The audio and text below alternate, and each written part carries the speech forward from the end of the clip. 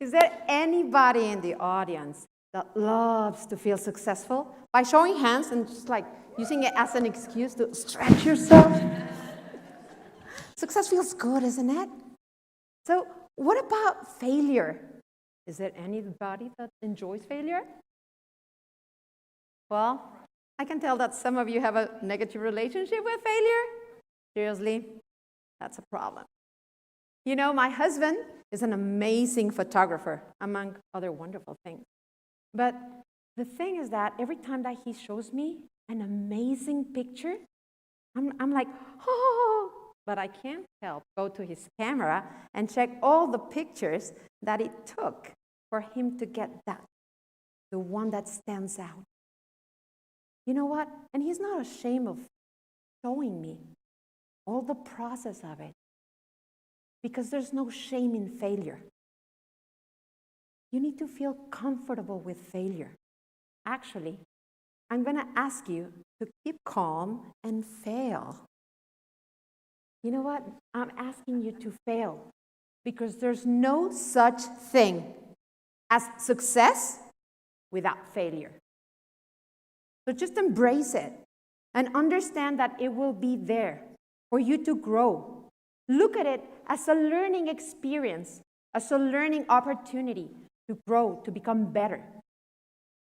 John C. Maxwell crafted what now is known as the mantra of Silicon Valley, which is fail early, fail often,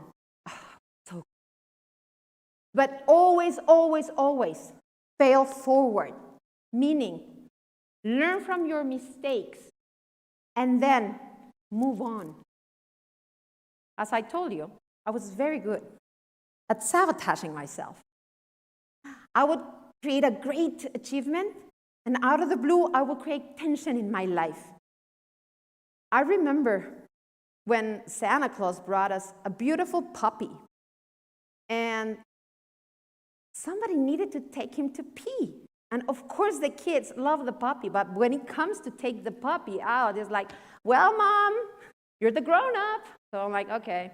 So I started doing it just because of, puppy's needs. But at some point, I enjoyed the part of going to the park and running with my dog. And at some point, I look at myself into a mirror and I was like, holy moly, you look so great. And I was like, but you know what happened? Suddenly, ice cream, cupcakes, sandwiches just appear as magic in front of me. I realized that becoming, well, I don't know how you do this in the United States, but in Mexico, going from size 7 to size 11, 7-Eleven, it's not a good choice, okay? Well, not for me. So if you can understand what is the secret sauce, you will have the great ingredient in your life. While working with my coaching clients, I realized that that was a pattern that happened over and over and over again. And I really wanted to help them, so I made some research. And I realized that they were reaching what Guy Hendricks calls your upper limit problem, which states that we have certain tolerance for feeling good, but we have a great tolerance for struggling, for suffering, for fear, and for pain. Can you relate? So I was so proud of my clients. I'm like, I don't know how to do it. My son is always like, Mom, you don't, I'm like, well, don't tell him. So I was very, very, very proud of my clients. I crafted for them what I called my anti-sabotage program. And when they started shining in their lives and crossing the threshold of feeling good, that was kind of like my legacy.